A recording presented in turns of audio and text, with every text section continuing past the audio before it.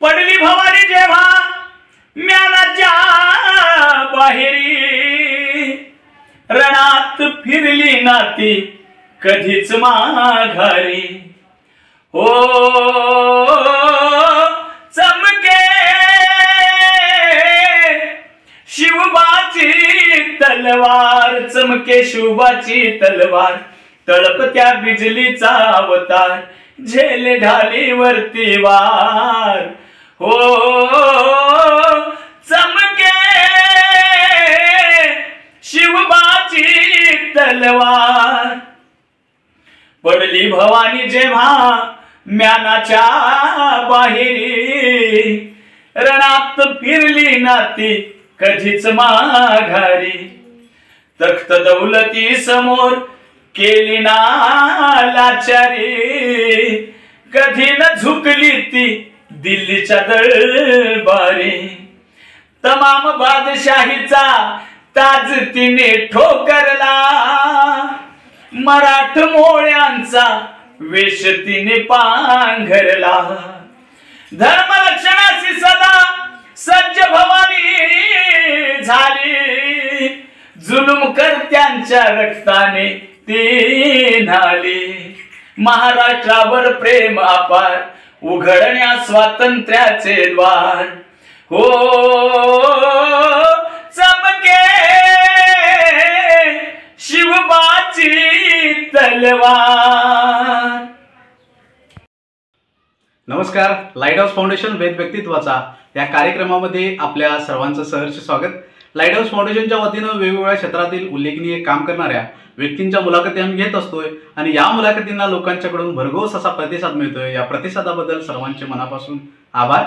वेगवेगळ्या क्षेत्रात उल्लेखनीय काम करणाऱ्या व्यक्तींच्या मुलाखती आम्ही घेतोय। आज देखील आपल्याकडे एक आगळीवेगळी व्यक्ती आज आपल्या सोबत आहे। गायन क्षेत्रामध्ये, व्यावसायिक गायन क्षेत्रामध्ये त्यांनी उल्लेखनीय काम केलेलं आहे। अनेक टीव्ही चॅनलवरती त्यांचे कार्यक्रम झालेले आहेत। त्यांचा स्वतःचा गायनाचा संच देखील आहे। तर महाराष्ट्रात एकूणच राधानगरी तालुका आणि महाराष्ट्रभर त्यांचं नाव लौकिक पसरलेलं आहे। यूट्यूब चॅनलवर, त्याचबरोबर इंस्टाग्रामवर त्यांच्या मुलाखती झालेल्या आहेत। तर असं व्यक्तिमत्व आज आपल्यासोबत आहे। त्यांचं नाव आहे माननीय संजय कौलुकर। तर लाईट हाऊस फाउंडेशन वेद व्यक्तित्वाचा या कार्यक्रमामध्ये सरांचं मनापासून आभार, स्वागत करतो।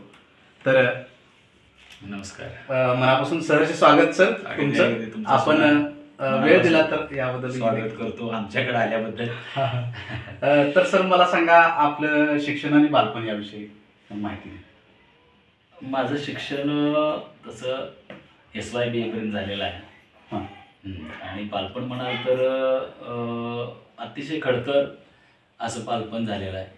कारण वयाच्या 7व्या वर्षी आईचं जाणं, त्या अगोदर वडिलांना पॅरालिसिस म्हणजे लकव्याच्या आजाराने आजारी असल्यामुळं त्याचा इफेक्ट आईला झाला आणि ते हार्ट अटॅकनं आई 3-4 महिन्यात गेली।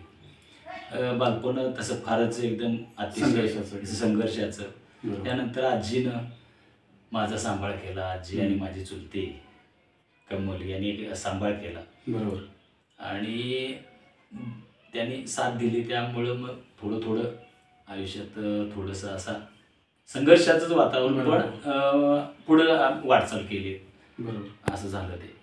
तर गायन क्षेत्राकडे आपण कसं काय वळलात? म्हणजे गायन लहानपणापासून तुम्हाला गायनाची आवड होती का नंतर नंतर गायनाकडे वळला? अगदी लहानपणापासूनच म्हणला तर चालेल। म्हणजे जसं म्हणतोय आपण बाळाचे पाय पाण्यात, तसं की मला जसं कळायला लागलं तसं मला गुणगुणाय सुद्धा यायला लागलं, बरोबर। आणि म्हणजे माझं ते ओळखून, कला ओळखून मला इथल्या म्हणजे काही जाणकाराने मला ते हे गाणं चांगलं म्हणतोय, ह्याला कार्यक्रमाला वगैरे कुठंतरी घेऊन जाऊया वगैरे असं, म्हणजे त्यावेळी लहानपणी माझा आवाज लहान बारक्या मुलासारखा असल्यामुळे ते, आणि मला गाण्याची आवड असल्यामुळं, बरोबर, ती घेऊन जात असत।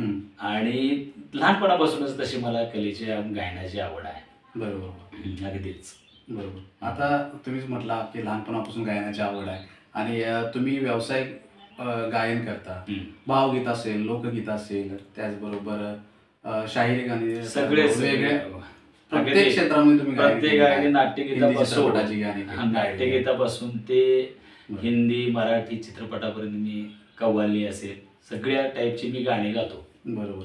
तर मला एखादा भावगीताचा एखादा चुटका आमच्या सॉरी आपल्या प्रेक्षकांच्यासाठी. हा, प्रेक्षकांच्यासाठी ग्राहकच आहेत आपले, त्यांच्या जीवावरती चालणार आहे. बरोबर. तर मी आपल्यासमोर एक अतिशय प्रसिद्ध असं अरुण दाते सरांचं एक भावगीत आपल्यासमोर सादर करतोय. या जन्मावर या जगण्यावर शतदा प्रेम करावे. तर त्याचा एक अंतरा आपल्याला मुखडा सादर करतोय. या जन्मावर या जगण्यावर शतदा प्रेम करावे. या जन्मावर या जगण्यावर शतदा प्रेम करावे. शतदा प्रेम करावे. शतदा प्रेम करावे. या जन्मावर या जगण्यावर शतदा प्रेम करावे. या जन्मावर चंचल वारा या जलधारा भिजली काळी माती. चंचल वारा या जलधारा भिजली काळी माती. हिरवे हिरवे प्राण तशी रुजून आली पाती. फुलेला जरी बघून कुणाचे, फुलेला जरी बघून कुणाचे हळवे ओठ स्मरावे. या जन्मावर या जगण्यावर शतदा प्रेम करावे. या जन्मावर. अरे वा वा, खूपच छान सर. अगदी आवाज तुमचा खूप गोड आहे आणि धन्यवाद. छान गायला तुम्ही. तर सर मला सांगा की आजपर्यंत आपले गायनाचे बरेचसे कार्यक्रम झालेले आहेत. अगदी. तर या कार्यक्रमांच्या काही क्षण, आठवणीचे क्षण किंवा किती झालेत किंवा याविषयी काय सांगा.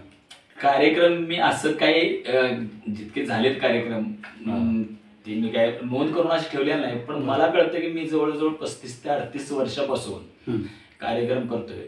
हजारो कार्यक्रम म्हणजे जवळजवळ 5000च्या वरती तरी कार्यक्रम झाले असावेत. त्यामध्ये महाराष्ट्रातील ख्यातनाम गीतकार जगदीशजी खेगुडकर यांच्या गावरान मेवा नावाच्या कार्यक्रमामध्ये प्रमुख गायक म्हणून मी त्यांच्याकडे 7-8 वर्षे जे काम केलेलं आहे. बरोबर. असे जवळजवळ महाराष्ट्रभर आमचे शो असायचे, म्हणजे शासनाचे शो असायचे ते त्यांच्याकडं. असं त्यांच्या माध्यमातून भरपूर कार्यक्रम केलेले त्यांच्याकडं, असा अनुभव आहे. परत लावणी संध्या नावाचा जो ग्रुप आहे कोल्हापूर मधला, जो त्याचे प्रमुख शशांक पवार आणि अभय ऐतावडेकर आहेत, त्यांच्या लावणी संध्यामध्ये सुद्धा प्रमुख गायक म्हणून त्याचे कार्यक्रम आताचे पहिलं ETV आणि आत्ताच कलर चॅनेल त्याला म्हणतात, त्या चॅनेलवर आणि साम TV अशा परत सह्याद्री असे बरेच कार्यक्रम, म्हणजे साम TV वरती जवळजवळ 20-22 वेळा हा कार्यक्रम दाखवला. 3 तासाचा कार्यक्रम आहे. त्यामध्ये जवळजवळ 7-8 गाणी माझी आहेत. त्यामध्ये पोवाडा आहे, गोंधळ आहे, दत्त महाराजांचं गाणं, म्हणजे अशी जवळजवळ 7-8 गाणी माझी एकट्याची आहेत. 70 कलाकारांचा तो कार्यक्रम आहे, मोठा कार्यक्रम आहे तो. तो सुद्धा महाराष्ट्रभर कार्यक्रम पूर्ण झालेला आहे. म्हणजे हा बेळगाव म्हणा, म्हणजे महाराष्ट्र पश्चिम महाराष्ट्र सीमा भागात, गोवा अशा सर्व भागामध्ये हे कार्यक्रम झालेले आहेत. म्हणजे महाराष्ट्रातल्या कुठल्या शिट्टी नावाच्या थिएटरमध्ये आमचा कार्यक्रम झालेला नाही असं नाही, प्रत्येक ठिकाणी कार्यक्रम झालेला आहे. बरोबर आहे, खूपच छान आहे. दुसरं असं विचारायचं होतं की मी ऐकलं होतं की तुम्ही कोल्हापूरचा महागायक यामध्ये फायनल मध्ये पोहोचलाय, तर तुम्हाला खूप खूप शुभेच्छा याबद्दल. धन्यवाद. आपण तुमचा प्रथम क्रमांक यावा अशा आशा बाळगतो आणि मनापासून खूप खूप शुभेच्छा देखील आमच्याकडून तुम्हाला. तर त्याविषयी काय सांगाल किंवा कोल्हापूरचा महागायकी स्पर्धा कशी होती आणि त्यामध्ये तुमची आता स्पर्धा अजून चालू आहे. आता त्याची फायनल 14 मार्चला आहे. त्यामध्ये ऑडिशन हे मागच्या 2 महिन्यापूर्वी 1.5-2 महिन्यापूर्वी झाले. ते पहिले ऑडिशन भोगावतीमध्ये, भोगावती कारखान्याच्या साईडला स्वयंभू मंदिर आहे, तिथं ऑडिशन होती. तिथं ऑडिशनला मी सिलेक्शन झालं माझं. त्यानंतर सेमी फायनल झाली, म्हणजे जवळजवळ 500 ते 550 गायिका आणि गायिकामधून 55 ते 57 जणांची निवड केली. त्यामध्ये सेमी फायनल मधनं मी फायनलमध्ये पोहोचलो. आता फायनल ते 14 मार्चला आहे. यशस्वी होण्याची आशा आहे, म्हणजे जिंकण्याची जिद्द आहेच. आणि बघू तुमच्या सर्वांच्या पाठिंब्यामुळे, सहकार्यामुळे यश मिळेल असं आशा आहे. बरोबर. नाही, नक्कीच मिळावं अशी आम्ही देखील सदिच्छा व्यक्त करतो. धन्यवाद. तर सर मला आता एक असं विचारायचं होतं की तुम्ही लोकगीताचा एखादा चुटका आमच्या श्रोत्यांच्यासाठी म्हणावा अशी अपेक्षा आहे. लोकगीत मध्ये माझे आयडॉल जे आहेत ते स्वर्गीय गायक प्रल्हादजी शिंदे. मी त्यांचा अतिशय मोठा फॅन आहे. म्हणजे त्यांच्या भक्तिगीताचा माझा चंद्रभागा तीरी नावाचा कार्यक्रम पण माझा स्वतःचा आहे. बरोबर. आणि मी फार मोठं त्यांना आयडॉल मानतोय. बरोबर. त्यांचंच एक गाणं जे त्यांनी गायलेलं लोकगीत, मी आता तुम्हाला ते गाणं ऐकवतोय.